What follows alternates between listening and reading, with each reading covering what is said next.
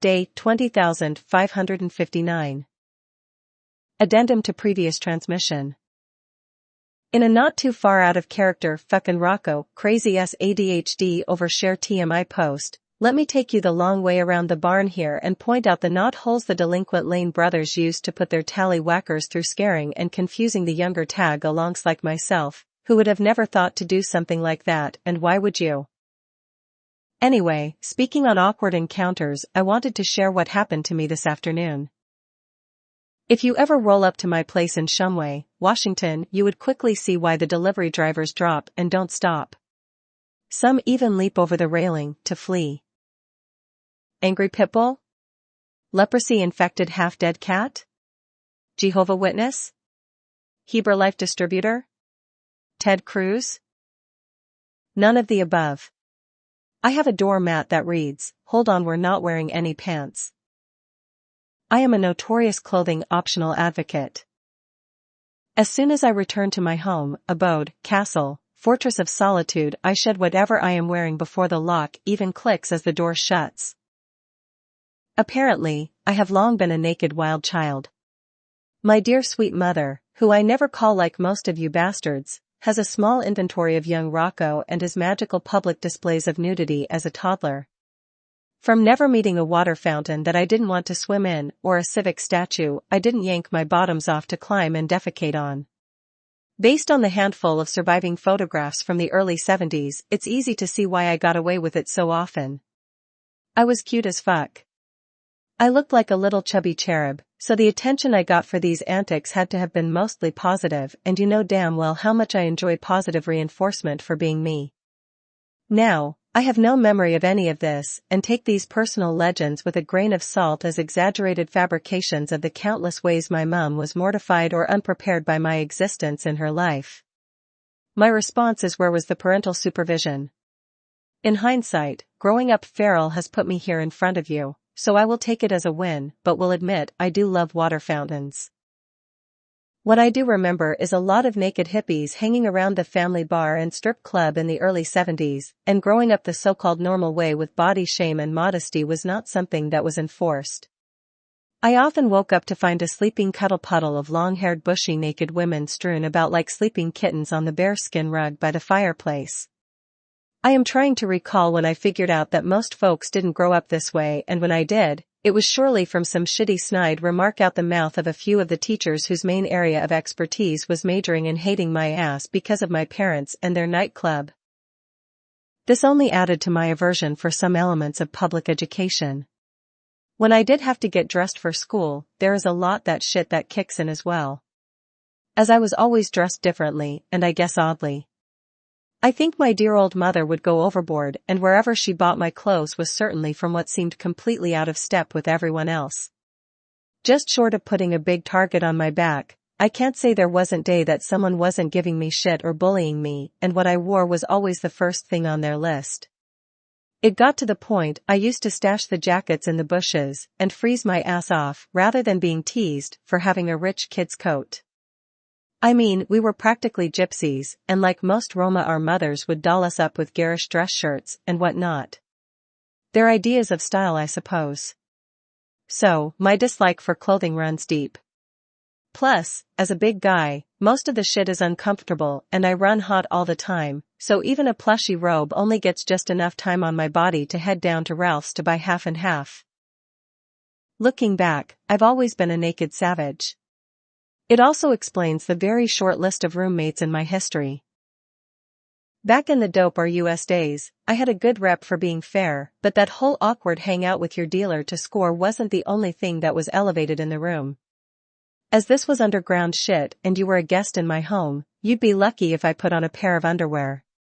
There were a few times that someone would say something about it but didn't dare to complain because it was well known not to set me off, as my capacity for insane amounts of extreme behavior had already been well documented and inflated by the small-town paranoid gossip of junkies and informants.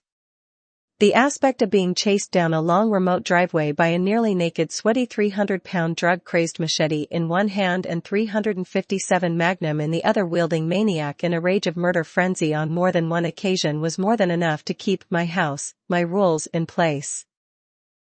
Sure, law enforcement came out a few times, but you would be surprised what a clearly posted "no trespassing, private property" sign used to let well or informed and versed in their rights citizens enjoy. Plus, no warrant, no search, and LEOs also don't like talking to crazy naked people in the comfort of their own home. Arrests? Yep, more than average. Convictions? Only the one concealed weapon in a public place, e.g. handgun under the car seat in city limits. I may have been crazy, but I wasn't stupid. When you are raised around old-school outlaws, you learn to take notes and pass the exam when your time comes by enjoying a cup of shut the fuck up. Thus, there was obvious understanding among those who knew me.